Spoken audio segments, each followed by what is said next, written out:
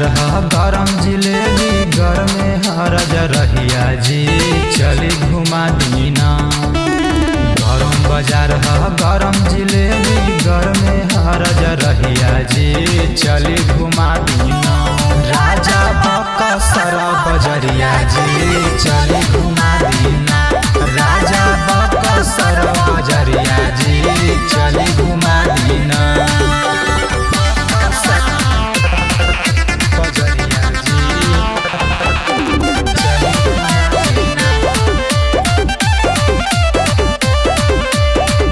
नया नोहर कन्या आयनी राजा तोहरा घर जी कबो न घुमैला राजा राजगीर के बाजार जी। ए जी सुनो न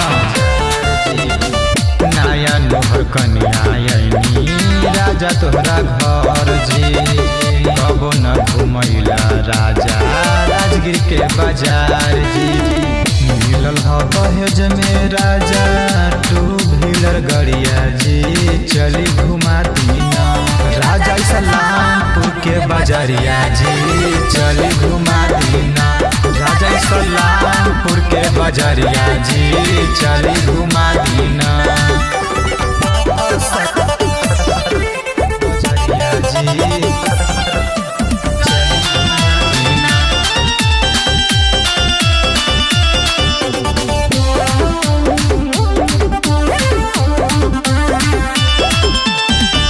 नैहर में रहनी राजा खैनी पानी पूरी जी ससुरा में अब ते राजा खाई गरम जिलेबी जी।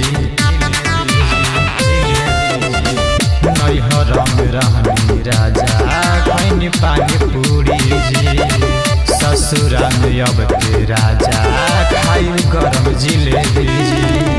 नहीं निकलब घर से राजा जरता दे पौआ जी चली घुमा दीना। सूरज निकाली जल्दी गड़िया जी चली घुमा दीना। राजा बक्सर बजरिया जी चली घुमा दीना। Recording by Taregna music Surat Gujarat.